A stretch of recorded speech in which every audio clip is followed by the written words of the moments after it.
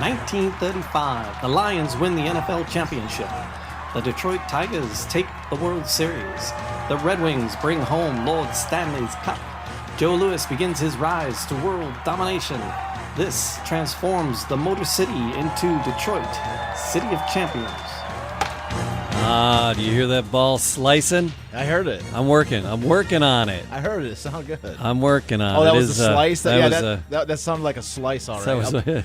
That sounded exactly like a ball hitting a golf club. If I was like, a good producer, I would like recut that and Modify then put a so golf swing in it. Change it up so it was like for Garwood, you would have had the splashes. Yeah, would have. You're a good producer. Don't cut yourself short, man. Don't sell yourself short. You're a great producer. Well, I'm such a great producer. I got props today. Did you really? I was talking about working on my slice. Yeah, working on my putting too. Hey, check this out. Hang on 1 second. I'll be right back. Dang. Gotta get my. So this is the podcast is audio podcast. So nothing like visual props. Yeah, now you got my curiosity. But it's for our YouTube and Facebook followers watching along. I brought my putter in. Nice. You like what that says there? Oh, you got a Walter Hagen club. That's awesome. It's with the wooden shaft. Hell yeah! It's the wooden shaft. Is that actually your putter? Or did you find it just like in a this is my dad. It was at my dad's house. Oh, really? Yeah, it was my dad's.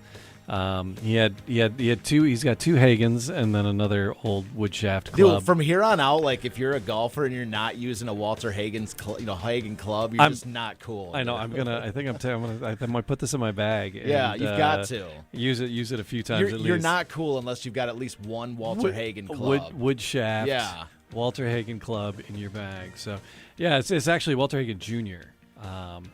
So his son must have successful in golf as well, and put out some clubs. We're just capitalized on the name, and had him out. But this doesn't look like putter. It looks more like like a little chipper. Or something. Yeah. But so anyway, so it's the Walter Hagen Jr. Yeah, but still, well, I know Hagen had his own line of clubs, so maybe he was junior. I don't know. Putter. No. I think there was a junior as well. Well, yeah, he named his son Walter, but I mean, I'm not familiar with how good his son was, but why? It's like it's because I was trying to price these out because we're selling crap from my parents' house, and getting prices anywhere from $2 to $55. Well, it means they mass produced them. Haig was doing good. So, I thought that he had his own line of clubs too. I'm sure he does, but these say junior on them. Oh, okay. And I was thinking, are they like little kiddie clubs? And it's like Walter Hagen Jr. So they're like for the kids. And then I looked. I was, no, he has a kid that. And his dad's name's not Walter, right? I've got it listed here somewhere. No, it's not. Okay. So another little piece of artifact here. This is a Lions NFL official. Lions Dang, NFL football. From 1966. Dang. Signed by each and every player. It's a commemorative. So it's not actually signatures. Are you sure? Let me see that. Yeah, it's mimeographed. Now, because there's a dedication on it. The dedication is hand done. And that was dedicated to. That's what I'm saying. It's signed over to him. That was dedicated to my dad. He was a band director, a high school band director in 1966, I believe November 20? Is that what it says? November 20, 1966. 66. The Madison High School Marching Band performed for the halftime for the Detroit Lions. And so they got the commemorative football for that, and it has all the signatures on it. There's one signature on it. I don't know what one signature is there underneath the 66. There's one. I don't know if that's the head coach. It must be Graham Avergard. So if if I was I'm not familiar with the name. A decent researcher or producer, I would have taken 2 seconds to look that up. No, that's cool though. You found some. But yeah, that's always sat on the shelf in my dad's den through the ages. And my folks, moving and downsizing and getting rid of stuff, and I'm like, I couldn't. All this is if you put air in this, it would just deteriorate. You think so? Oh, it's crunchy. Oh, it's okay. I think it's leather. I think it's really leather. Yeah. But, so that's pretty cool. It's a Detroit Lions commemorative football since not 66, not quite old enough. Yeah, that's cool. You just found it. You found it as you're cleaning stuff I have up. another piece of memorabilia, and I was going to bring it, and I forgot. I thought I was going to be home in between all my running around today. I didn't make it home. I had thrown these in the car previously, and I have another one. But let's save it for another show. Another cool. But this one, so this 1966 doesn't cross the pass of 35. The Walter Hagen Club. I'm sure this is much after 35. Once he was famous enough to be selling clubs. The other piece actually crosses the 1935 line, does it really? and it does what everybody does to 1935 and the City of Champions story. It omits it. Yeah.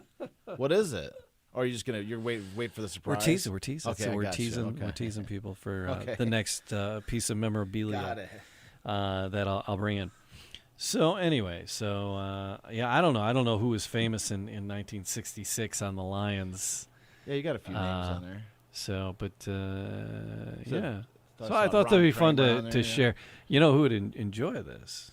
Who's that? Our Oh, bud- Tom. Yeah. Yeah. Tom would Sure he would. Tom would love. I'm going to leave this ball. Tom would know in every studio. single guy on there. Probably. I'm going to leave this ball in studio till Tom Cool. comes in. Yeah. And but I'm going to take this putter and I'm going to use it next time I'm on the course. Do it, man. You might get into the zone. I'm thinking no. Golf spirits. No. But Walter Hagen, the Walter Hagen Golf Club, and that's what we're talking about here. Detroit City of Champions. If you haven't tuned out yet, thank you for joining us. Like, subscribe, leave a comment. We appreciate it. Episode 71. 71, yeah. 71 episodes, man. We're trudging through. Beast And- mode. Yeah, but I got distracted by my props. Tell a couple people about the podcast. That it always helps. Share the ideas with somebody. We try to share it all the time Yeah. with people. So if you Hand do out the same, flyers. I handed out quite a few flyers this week. certainly be appreciative of that. And we are in the midst of Walter Hagen. So the war kind of interrupted. World War I, the big WW1, Yeah. interrupted, and yet at the same time It expanded changed, golf. Yeah, it made it. changed World the War face of One had golf. a massive impact beneficially for golf in that they were raised. This is what we talked about all, the last week's show was that the Red Cross.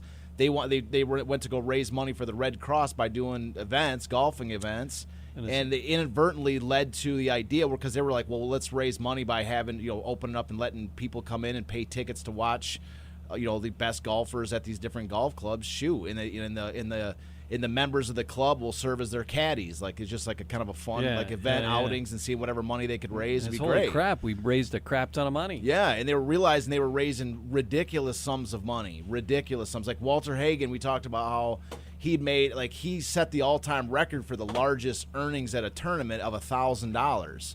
And because they used to just pass the hat back then to raise the money for the tournament prize, for whatever tournament, and then but then when they started, in these World War I years, they raised over $1 million. And that's 1914, 1915 money. Exactly. And so Walter Hagen even said himself It's like $29 million. He said he himself was personally responsible for raising over $125,000. Nutty. So he's like, if I could raise that much for the Red Cross, well, we can bring that kind of revenue in. So revenue in for actual, once the war is over. So that's what led to the idea of opening up the basic idea of Keep that in my bucket. Exactly. Of actually open it up for charging admission, charging the gallery for admission. Which led, they said, besides the insane, new piles of money for the golfers for the prizes. They could they could upgrade the courses. They could hire professional staff to manage it. Manage the actual events. They could do a ton of stuff. When you have more money, it can be way bigger and way better. So that emerged out of World War I. And if it wasn't for this Hagen book, I don't know where else you're going to find that, because I've looked at some of the. I was looking for stories of that, but outside of the Hagen himself, and he's in there. I didn't see anything. Like I say, it was sort of a cursory look. I haven't read every golf book in the world, but Hagen himself is that's what happened. Yeah. So anyway, so that's I thought that was I thought that was a really important kind of component. Hagen, of course, is right in the center of it, and so that's of course during the World War I years, 1914 to 1918, and so during this time. In Hagen, of course, he tried to enlist in the war because the U.S. entered in 1917, but he was turned down because they're like, you're making so much money for the Red Cross, you're doing your part, you're more valuable as a fundraiser. So he didn't end up getting into the war, but following the war, so the last U.S. Open to play was in 1916, so there was no U.S. Open in 1917 or 18. Okay. But in 1918, this is sort of give it away a little bit with the title of the episode. But in 1918, the Haig moves to Detroit. Oh, okay. And so this, there's a reason why we're talking about Walter Hagen in the middle of this Detroit City of Champions podcast because. That's like this a New York boy. Why do we keep talking about this exactly? New York guy? Yeah, he can't. He's born in Rochester, New York, and he's Rochester Golf Club is where he put in his dues as a caddy and all this. And then for most of his life, he's a massive world traveler. But as we're going to see today, he called Detroit home. In 1918 was the year he moved to Detroit. Okay. And we're going to read the quotes here. I kind of reassorted them because they're for his narrative they were kind of broken up in a different way that I wanted that I can present in the book then compared to here. Yeah, so that's what I'm saying. So I kind of reshuffled them a little bit. So I thought I'd make a little more sense. I'll allow that. All right, great. And I hope the fans will allow it, but if they don't have an option, so I will let that happen. So they're just going to have to deal. So anyway, so the first quote I have, so this is the first quote about him moving to Detroit. This is like when he actually got when he first had the idea presented to him. So he's talking about like his love of cars and all this, and that's what leads into this quote. And again, this comes out of his own book, The Walter Hagen Story by the Haig himself. So actually, this liking for cars may have subconsciously influenced the decision I made in the summer of 1918. I played in the North and South Open at Pinehurst that spring, and a fellow, Al Wallace, purchased my ticket in an auction pool for $750, making me the favorite against Jim Barnes, Jock Hutchinson, Mike Brady, and other big stars of the tournament. Tommy Kerrigan was my playing partner in the final round. So in essence, this guy bought his ticket to like gamble on him. Mm-hmm. So like you could only gamble on each person could only buy one person's ticket to bet on him. All right. So Al Wallace followed me around. He's the guy that bought his ticket for $750. Al Wallace followed me around, worrying like mad about his bet, for I was joking and clowning around with Tommy in the gallery, really having fun. So this guy's following him around, going, "Hey Walter, I got your $750. I paid $750 for to gamble on you." And Walter's like, he was nervous about his money, for I was joking and clowning around with Tommy. He's like just screwing around. The guy's going, "Whoops. Hey man, my money's on the line here," and really having some fun. However, I won for him. He made me a present of $500 from his winnings and asked if I'd ever heard of the Oakland Hills Club near Detroit. I had not. He explained that the now famous course was just about to open under the sponsorship of Norval Hawkins and Joseph Mack. I heard that place is on fire. It was on fire. Now it's not still. Too it was like soon? 2 years ago. Too soon? Oh, Too yeah. soon? Okay, I got you. All right. Alluding to that like being hot. Right. Okay, I got you. All He explained that the now famous course was just about to open under the sponsorship of Norval Hawkins and Joseph Mack, two of the greatest promoters who ever lived. Hawkins, as head of sales for the entire Ford Motor Company, was reputed to make $1 on every Ford rolling off the production line. Automotive talk had it that Ford was producing better than 900 cars a day. Mack owned a huge printing company. Al Wallace had joined the Oakland Hills Club as a charter member and was enthusiastic about its future. He asked if I'd come down to Detroit within the next few days and talk to Hawkins and Mack about the pro job. I drove down there in a smart Lozier sports model and slammed on the brakes at the entrance to the Detroit Athletic Club. I leaped over the side of the car and entered the building that was to become more familiar to me than any other building in the world. So right there, he's already alluding to the idea that the Detroit Athletic Club, he says right there, the building that was to become more familiar to me than any other building in the world, the Detroit Athletic Club. Yeah. So of all the places, listed in all of his books and all the places in the world that this guy travels to, the Detroit Athletic Club was the place that was more familiar to him than any other place. So that's sort of I got 3 quotes here to kind of. I got a wedding coming up there. That place is beautiful. Later this year. Yeah, that place is beautiful. Yeah, I like playing there. Yeah. So what do you mean playing there? What do you play? I'm there? DJing a wedding. Oh, you're playing it. Okay, I thought you said you were going to a wedding. Yeah. No, they're paying me to get there. Nice. And I'm expensive. They charge some coin for it. Yeah, I do. So, it's quote number 2. So, Detroit was booming when I hit the town in 1918. The atmosphere was entirely different from Rochester. The few families with established social position were put into the background by the power and money of the automobile men and their wives. The city was rugged, vibrant, and growing. Men like Edsel Ford, Larry Fisher, and his brothers Tom Weber, Walter Chrysler, and Fred Zader were piling up their millions and making their own society. They took me in as one of their own. They took me in as one of their own. I was a golf champion and a good fellow, and that was enough for them. I rated right there, right along with Ty Cobb of the Tigers in the eyes of the great sports fans of Detroit. The Oakland Hills Golf Club was a popular gathering spot for wealthy and new socially prominent families, and I was as welcome in the club as any other member. That this was quite a change from my position as a pro in Rochester. So he's saying right there, like in Rochester, he wasn't even. One time he went in the clubhouse just to get drinks, to get liquor that guy up on the course, so he could win over his rival or whatever. And here he's as welcome in the club as any other member. Yeah. I mean, that right there. I love this about what he's talking about Detroit. This is a snapshot of an era, 1918.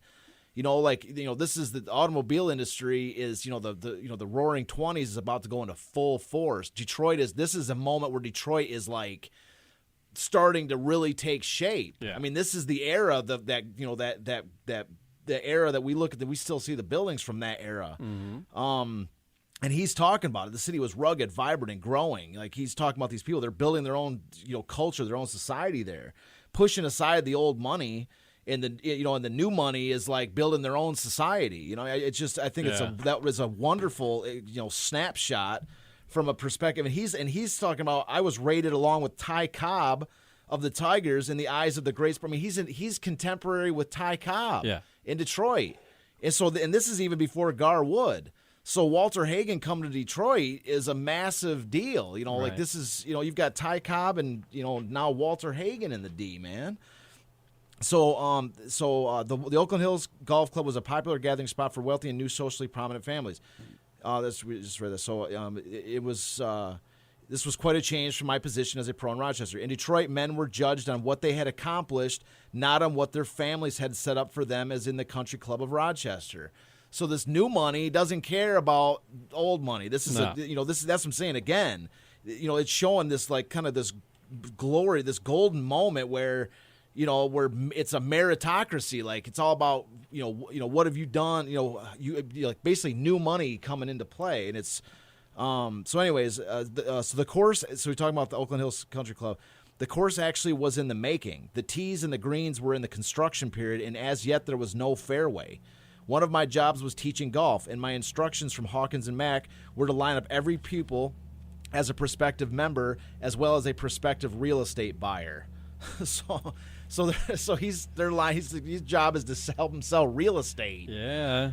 So anyways, so this is that's what's it's just I just think it's a fascinating glimpse of Detroit 1918. I mean, the city is on the move. I mean, it's 18. I mean, the Tigers have only been around for, at this point, 17 years. Okay. This is emerging Detroit, and where else do you hear firsthand accounts of somebody that was, and not just just somebody random that was kind of like, oh, I went to high school in 1918. No, somebody that was a major player in that world. Right. Talking about Edsel Ford and all these people that he's bumping elbows with. They're begging him to come to be the first club pro at Oakland Hills, and he's also talking about Oakland Hills isn't even built yet. It's not even finished. It's still he's talking about the greens are still being built. So it's just like I say, I think it's just a wonderful snapshot of that moment in history. And so the final quote. This is more of kind of an interesting story. I just thought we talked about bringing out some of the color from his life instead of just kind of facts, and I think this is just a tremendous one of these kind of color stories. Talking again about his love of cars. So he says, through the years I was able to indulge in this luxury. I've owned some of the best and most beautiful cars ever to come off the production line. I was the first to own a Madam 10 16-cylinder Cadillac, and it was the first Madam 10 produced. The way I came to own it gave me a good laugh. So this is the first of these cars ever made, okay? Larry Fisher of the famous Fisher Brothers of Detroit was president of Cadillac Motor Company at that time, and he invited me up to his Maplewood Lodge on Thousand Islands Lake for some fishing. In the meantime, I had played a couple of exhibition matches, and I planned to pick up a new car for the drive up there. Just going to pick up a new car for the drive. Yeah. Larry Fisher suggested that I go to the Cadillac plant, select a car, and drive it right off the line. So Larry Fisher Just telling him to go grab a car off the line. Grab one. Just go grab Not one. off the lot, off the line. Off the line. And Larry Fisher's telling him to go grab a car and drive it up there for this to go fishing with him. The plant manager showed me the new touring car, which I did not want. Then he showed me the first Madam 10 and explained, Mr. Fisher took this first one, but I'll show it to you. If you like it, we'll bring one up to the lodge for you. So I looked at that handsome Madam 10, liked it at once, and told the fellow, bring one up for Mr. Fisher. I need to get up there. He doesn't. He's already there. He protested that Larry's initials were on the door. Take them off, I said, and put mine on. I'll wait. So I pulled up into the driveway of the lodge about 4 o'clock in the afternoon. Some 14 fellows were lined up at the bar enjoying Larry's special cocktail, an old-fashioned. Well, I called to them. I'm just in time for a little hoot.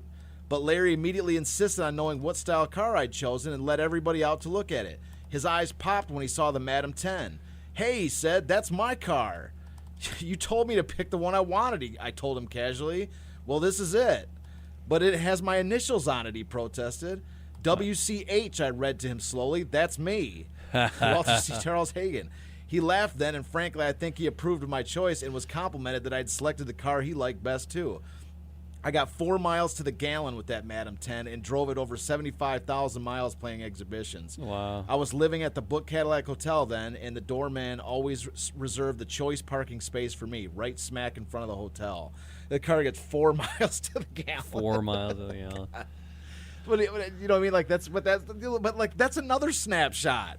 He's going up fishing. The guy Larry Fisher of the famous Fisher Brothers of Detroit is president of the Cadillac Motor Company, and he's going up fishing with them, right? Yeah. There's already a group of guys up there that they're already getting. They're all drinking at the bar, hanging out, and he's like, yeah, Walter, just grab a car.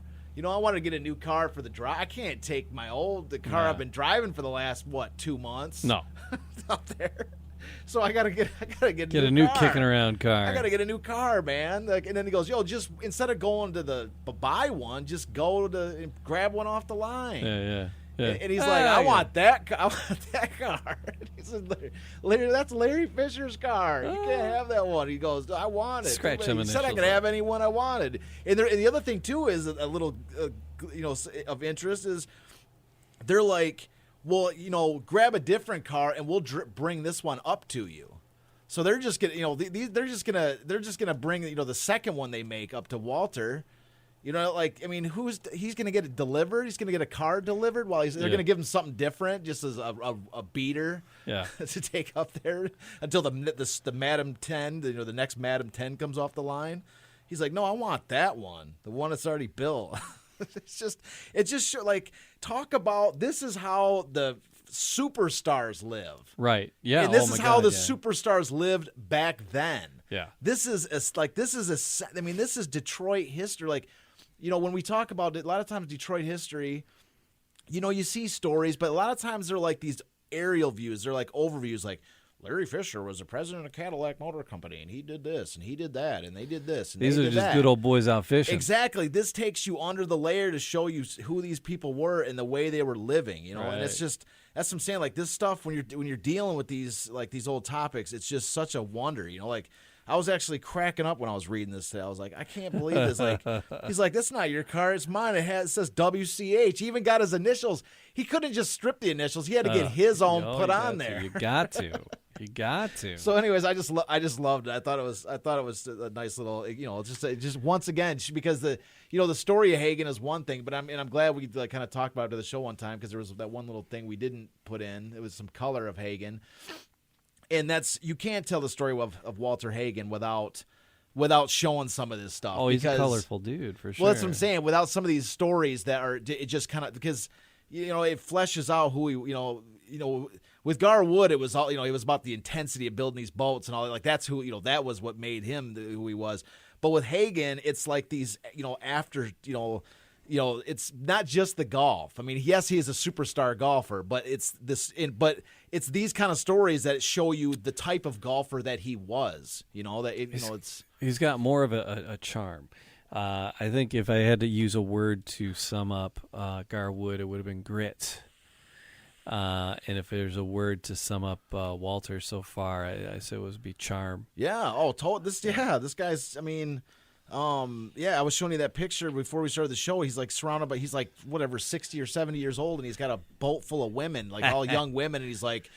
He was up in Cadillac. He's like, oh, yeah, we're up in Cadillac about to start the book. Check me out with these girls. He's like, the book can wait a little bit. Like, he's just, the guy is, I mean, it's just hilarious. I mean, can you imagine meeting this guy in real life? Yeah. And you can see it just is with this one, just looking through this keyhole at this little story here. Yeah. You're looking through the keyhole as Hagen comes into this situation, and it makes you wish you were there at this place going, man, how fun it would be to hang out with all these guys. They're at this bar up in this lake. Like, it makes me want to go do that just with like friends and family. I absolutely want to be there. Yeah. So, anyways, that's like the little introduction to Hagen coming into Detroit, which, as you can see, he is mixing with these people. Like, he is one of like the founder. He may not be like one of the automotive people. Yeah. But he's he's an essential guy for he's adding prestige and panache to this Detroit world that's evolving. To all these newly minted money men, they got the superstar golfer golfing with them, and just personality plus. I like that they call all these people the new money. Yeah. And now in Detroit, the new money's up like in Oakland County. And all the people down in the Grosse Points and those other, more established neighborhoods from back then, though that's the old money now. The Grosse Point is where they were establishing the new money. That's where they were building all that, Yeah. So in his book, he's calling it the new money. Yeah. But now those folks are the old money now. Yeah, big time. Yeah. That just cracked me up. Yeah, so Hagen is essential because Oakland Hills Country Club, he's the guy that they're building this new country club in Bloomfield Township, and it could have just been some random golf course, right? Nice golf course, nice country club, but now who's your club pro? Walter Hagen. Yeah, that it immediately puts that place on the map. Anybody who's anybody wants to go, that's who's your club pro? Oh, some Jim Smith from wherever. Who's that? Who's your club pro? Oh, Walter Hagen. Yeah. They're like, damn, you got the Haig as your club pro. That immediately puts Oakland Hills on the map. And from there, like, I've got a couple of just notes here. Oakland Hills Country Club has hosted 6 U.S. Opens. Oh, wow. And it's the only Michigan course to host a U.S. Open, let alone have 6. Yeah. So 6 U.S. Opens, and then it's hosted 3 PGA Championships. So 9 total these Masters tournaments. But the 3 PGA Championships, that's tied for second most of any venue in the United States. There's like 8 or 9 courses that have all hosted the PGA Championships 3 times. Right. And there's one, I didn't write down which one it was, but one of them has 5. Okay. But otherwise, you know what I mean? Like, it's had hosted a Ryder Cup, hosted these amateur championships. Yeah. But like, Oakland Hills is like the premier, PGA golf course, and then so you ask your question, why is that? Because maybe because it's when it was first built, it put itself on the map with the number one golfer in the world, one of the top 2 or 3 golfers in the world. Back when it first opened up, Hagen, this once again showing the impact that these people have on Detroit. That we'll see his attachments to 35, but it's just I'm saying though is that this is where would Detroit have been without Hagen coming to Detroit as Oakland? Would we have one of these premier prestige? Would it have lasted courses? as long? Would it have been as established? Exactly. Would it have been the place where U.S. Opens are going to be hosted and PGA Championships are hosted? Would it have had that prestige? And so, on a little bit of a side note, just a quick little sort of side story is that in '96, which is the year I graduated from high school, my brother and my dad, we all went up to. My father sold shirts. He works for his company was Gear for Sports. Okay. He sold sweatshirts and shirts and like every type of merchandise you can imagine for the U.S. Open. And so we all sold there in '96 for the 1996 U.S. Open. It's one of some of my fondest memories. It was like amazing. Like it was like, you know, watching him sell. It kind of gave me like, I used to watch, you know, I'd watch him sell, and so when I started selling my books, I kind of sort of patterned myself a little bit after him a little bit, you know, like, and also just like, you know, I watched because he used to, we had like boxes and just piles of boxes of shirts and stuff that said U.S. Open on it. And we must have sold every one. I was like, what are we doing with all this? And it was just all day. Like me and my brother were modeling the shirts, and he was just slinging them. I was like, geez, man. And so he kind of, you know, that was just, I just remember that vividly. And also at Oakland Hills, I ended up like going back there myself when I was, you know, on the road selling books. And I did there was a Christmas show that I sold books at there. I went there 3 times selling books. So that was, you know, so I've had a little bit of an attachment there myself, just going there for different things. And it was sad to see it burn down. And so, you know, like I say, I was looking for articles about it's being restored. But there's nearly not much. They're talking about like it's going to be expensive to rebuild. But I mean, they didn't have insurance there or something? Yeah. Yeah, I'm curious what the rebuild will entail. I mean, you would think that a place would have some insurance. Because they're like, it's going to be expensive rebuild. I'm like, yeah, but don't you have, I mean, shouldn't they have the money to rebuild it? I mean, I don't know. I didn't see anything too in-depth about it. But and it is kind of a fancy pants kind of place. You'd figure they could do some fundraising. Well, yeah, but why would you need to, I guess? That's what I'm trying to say is, don't they have insurance? Right. So, anyways, whatever. I'm not sure exactly what's going on with it, but Oakland Hill, yeah. So, that's where Oakland Hills, and that's where that kind of gets its start was with him. But, so finally to kind of wrap the show up, I want to talk a little bit about 1919, which is shortly thereafter, after he moves to Detroit. So they had not played, as I mentioned earlier, they had not played a U.S. Open since 1916. Okay. And so Hagen is during the winter months after, you know, he's moved to Detroit, and in the winter that year, 1919, like the winter between 1918 and 1990, he's down in Florida, and he says in his book that he's just killing the ball. He's like just playing like the best golf he's ever played. And so he was like, because he played various tournaments, and he said he was playing so great, he was like, well, he's the first U.S. Open since 1916 is being held this year it was in Brayburn Country Club in West Newton, Massachusetts. And so so he's like, I'm going on the Open. This is as good of a shot as any because I'm playing so great. So he goes to try, and other people are telling him like, you know, it's been a while because the last one you won was 1914. Yeah. So, you know, if you really want to stay as this Billy Badass superstar, you might want to, you know, think about trying to win another one. You know what I mean? Like, what have you done lately type of thing. It's just now at this point, it's been 5 years. So, so he goes down there. And so he goes out there, and I guess West Newton is close to Boston because in Boston, somehow he had met Al Jolson, who at the time is like one of the biggest entertainers in America. And he'd met Al Jolson, and Al Jolson was performing Sinbad in Boston. And so he's got this troupe of actors and actresses in that. So Hagen says he ends up partying with Al Jolson every single night of this tournament, right? So this is we're alluding now because in 1914, for the first U.S. Open that when Hagen won the 1914 Open, if we recall, he went down there and caught food poisoning the night before the U.S. Open. Remember, he played the entire tournament with food poisoning. He was sick as a dog and won it. So in this one, what's crazy is that despite drinking and partying every night with Al Jolson and this huge, you know, cast of characters, you know, he plays 72 holes, and Hagen is tied with a local fan favorite, you know, local Bostonian named Mike Brady. And so after 3 rounds of golf, he's tied and going into the playoff, right? On the 4th day. Here we go again. And so, but this is, you know, like it's what I'm trying to like allude to a little bit, is that the night before the playoff, Al Jolson's on the day of the playoff, Al Jolson's whole group is leaving town.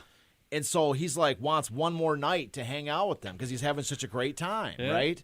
So listen to this quote, right?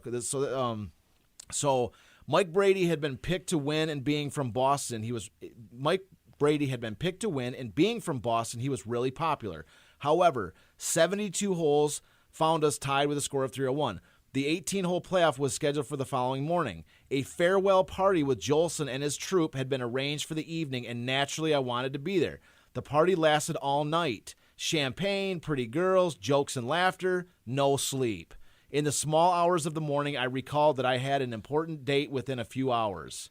So in the small hours of the morning, I recalled that I had an important date within a few hours, meaning the playoff for the U.S. Open in a couple hours. I dashed back to my hotel for a quick shower, a bit of breakfast, and fresh clothing. A disco nap. Yeah. Then I wheeled my big Pierce Arrow out to Brady. He's got a different car, but now he's got a Pierce Arrow. Oh, this God. is like not even a year later. Then I wheeled my big Pierce Arrow out to Brayburn for the playoff. I found Mike out there. He'd been hitting practice shots for more than an hour. We tossed for the honor, and Mike won. The first hole, a straight par 4, slightly downhill from the clubhouse, and a brook crossing just in front of the elevated green. I watched Mike taking a couple of swings with his driver. The sun appeared unusually bright on the white ball, and every movement struck me as amusing. While he was still taking practice swings, I jogged into the grill and bent a quick elbow. We each made a 4 on that first hole. So I'm going to repeat that again. So this is the getting ready for the first hole, okay? While he was still taking practice swings, I jogged into the grill to bend a quick elbow. We each made a 4 on that first hole. So he was taking too long to tee up his ball. I'm going to go in and get a drink. You nailed it. He went and got a little hair of the dog to get him going for the final day of the U.S. Open. For the tiebreaker. What was it, $1,000 running on that? God, more than that by this point. Because this is the purses. Yeah, have gone now up because they of haven't. that. Now, not anymore. Not with the gate receipts from the gallery showing up. It's probably way more.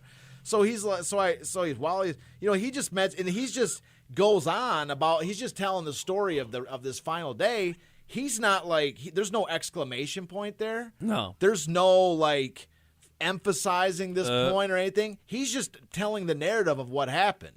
He's like, went in there, bent a quick elbow, getting a drink. You got to get a drink in me to get the hair of the dog. And then I went out and hit a 4 on the first hole of the tie, the playoff of the U.S. Open. I mean, this guy is a beast, dude. This guy is a beast. Yeah. He's like, hey, Walter, where were you? And it's not like you think, he didn't say, I went and hit a flask so nobody would watch me drink at the U.S. Open. No, he went to the bar and got himself a quick drink. They're like, imagine being the bartender. Aren't you playing right now? Hey, man. Hey, Walter. He's got his golf cleats on. He walks in there and he's like, hey, give me a drink, man. There's still a couple people maybe ordering a drink. They're like, hey, let him through. He's on the first hole. He's about to tee off after Mike gets done practice swinging, So, yeah, So how do you end up doing? So anyway, yeah. Are we going to let Oh, him yeah. Okay. So that's how we're going to finish up. Is kind of talking about, because the end of this is fascinating, I think, at least very interesting. So they both got a 4 on the first. 4 in the first one. And then, but through 10 holes, Hagen is up by 2. Okay. So on the 10th hole, he accidentally picks up a matchbox off the ground, and it took me a second to kind of digest exactly what this meant.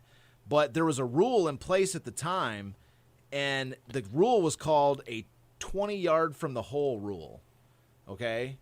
And the 20-yard from the hole rule, and so I believe it meant, I was actually looking up on the internet, I didn't even see anything. I don't even know if it's still a current rule in golf. But the idea is if there's any debris around your ball and if you're within 20 yards from the hole, if you try to clean up any debris to make your ball easier to hit, right, then you lose 2 strokes. 2 strokes. Yes. Okay. So the referee comes up to him and says, 2 strokes for the 20-yard from the hole rule. And Walter's like, he admits it. He was like, I don't know what I was thinking. That was stupid. I picked up this matchbox. And so Walter says he was 2 club lengths away from the ball and 60 feet from the hole. So 60 feet is basically 20 yards. Yeah. It's 3 feet in a yard. So he's like dead on 60 feet from the hole. or in 20 yards from the hole. And so this referee invokes this 20-yard from the hole rule. But was it improving his lie, or if it was 2 club lengths away from his ball, how's that improving his? Exactly. That's probably why they abandoned the rule. He wasn't standing on it. He wasn't. It wasn't like touching his ball. No. He says if it was 2 clubs away from his ball, then that doesn't fit the rule. Anyway. There you go. Exactly. That's probably why they abandoned or somebody the rule. rooting for the local guy and trying to skew things for the local guy. So that's what I'm saying. That's what I was reading. I'm like, what are you talking about? And he goes, I don't know what I was thinking. I just picked up this matchbox because it was kind of distracting me. Right. And that's when the ref, the official comes over and is like, hey, that's 2 strokes. And he's like, what are you talking about? This is the final day of the U.S. Open. Right. You're going to flag me for a strokes two-stroke for that penalty? Yeah. So anyways, I'm going to read to you the what happened next, and then which is like kind of going, basically how this tournament wraps up. So a brother professional who was following me volunteered the information to me that Mike, meaning the guy he was, Mike Brady, the guy who was in the finals with him. So a brother professional who was following me volunteered the information to me that Mike Brady had done the same thing on the 9th with a small stone. I stalled off Hoyt. Hoyt was the official. We went on playing the 13th, but at the 14th tee, I called Hoyt over and told him about Mike. He asked Mike about the incident, and Mike admitted he had picked up a stone on the 9th, but he wasn't aware of the exact location of the stone or its distance from the ball. The official suggested we go over and measure both our supposed violations, but I said after this hole, for I realized we'd then be closer to the 9th where Mike's incident had happened. That was a little fast thinking on my part. When we'd hold our putts, Mike and the officials went over to study his possible violation while I relaxed on a bench and smoked a cigarette. I needed every minute of rest I could grab, this being the morning after the night before. That's an exclamation point. So actually, I needed every minute of rest I could grab, this being the morning after the night before. So, well, what's the verdict, I asked when they returned. Mr. Brady admits a 2-shot penalty. Let's look at yours. Never mind that, I told Fred Hoyt. Mike, were you penalized 2 strokes? He admitted he was. All right, then, I said. I'll take 2 also. I was trying to be as unconcerned as possible about the entire deal, but I certainly did not want to win a National Open championship on penalties. Yeah. So that's sportsmanship, you know what I mean? So Mike Brady's like, how many people would say, because he could very well be, yours really wasn't the penalty, so you'd lift those 2 strokes. So Walter used this situation because he's the one that brought it up to the official. He brought it up just to basically neutralize his own ridiculous penalty, because it sounds like this official was like, hold on a second, this is, trying to, it's some ridiculous, talk about somebody a snitch, dude. Like, go away, man. Shenanigans. Oh, he picked up a matchbox. Who cares? Go away. And that's probably what Hagen was thinking. Like, he's like, dude, Mike, we're good, man. I'm not even gonna. Let's just neutralize it. Right. So going up to the 17th, so it neutralizes 2 strokes. Walter still ahead.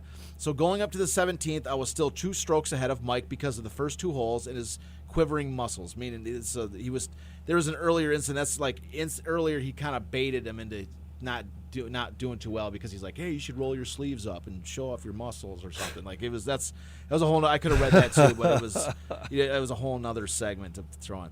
So and by this time too, playing was not my only problem. I was having a darn difficult time just staying awake. The 17th is a tricky hole, calling for a draw shot off the tee. I skied my drive, and the ball sank in the sandy loam to the right, completely out of sight. Hoyt would allow only Mike, me, and our caddies to hunt for the ball, while he stood watch in hand, ready to call the 5-minute rule for a lost ball. This guy is such a man. He's like, I'm going to call a 5-minute rule if you don't find your ball. Get out of here, man. Yeah. So Mike and I wandered around, sticking our fingers into the sand.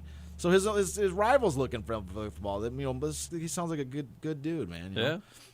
So Mike and I wandered around, sticking our fingers into the sand, and here Mike's sportsmanship was displayed. He found the ball and called me over. I demanded the right to identify the ball. If I played it, taking more than 2 shots, then it wasn't mine, I'd be disqualified.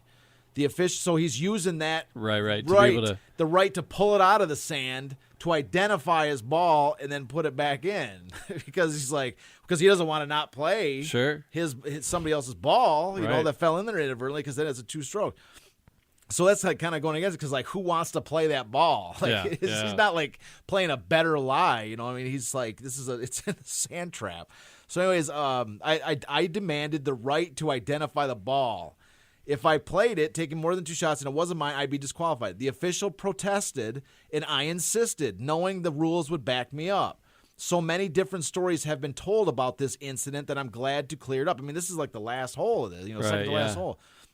Neither Mike nor any official touched that ball or cleaned it.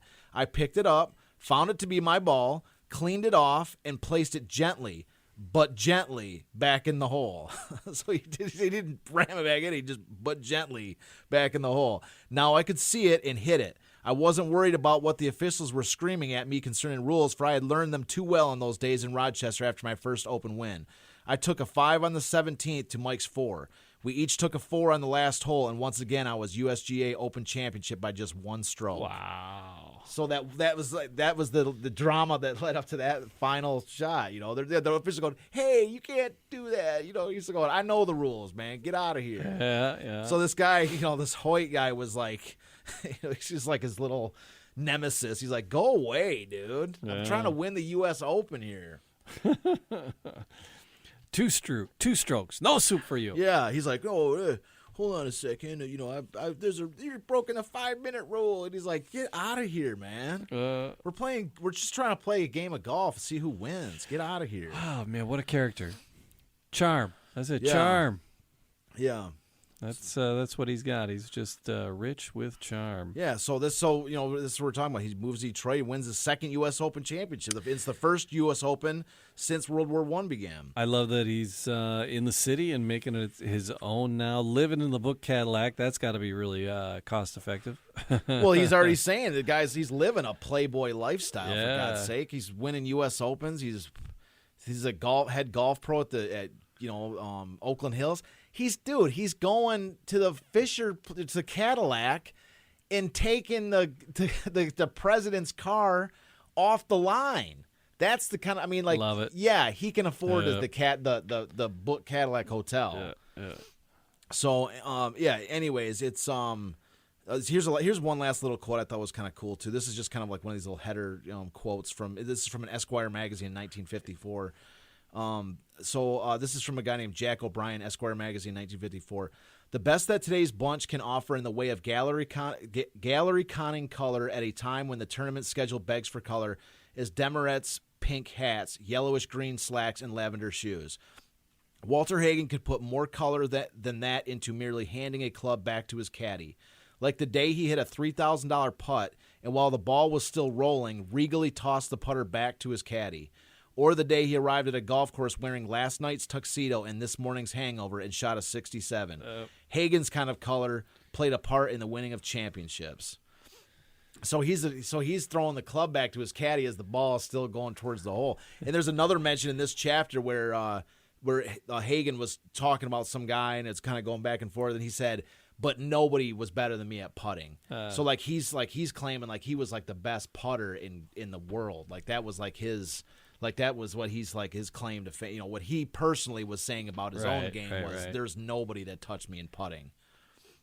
So that's why this guy's saying the time he's a $3,000 putt, and while the ball is still rolling, Hagen's handing the putter back. Like that's like Steph Curry hitting a 3 and like, turning away and looking at the camera before it even hits or whatever. It's a walk-off home run. Yeah, like a walk-off, but not looking at it. You already know. You're so confident it's going in. You're like it's in. Yeah.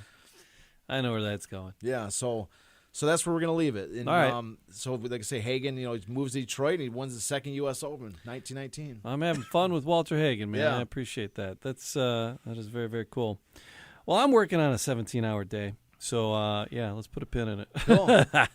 It's always next show, right? Yeah. All right. So, like, subscribe, leave comments, tell friends, do all those podcast things in all the podcast places. We appreciate it. Charles, the website, as always. DetroitCityOfChampions.com. That's it. There's a Linktree link there to find all the socials that it's on and everything. So do that, and we're going to work on my putting because I got my Walter Hagen Jr. Club, putter out. And we'll see you next time on Detroit, the City of Champions.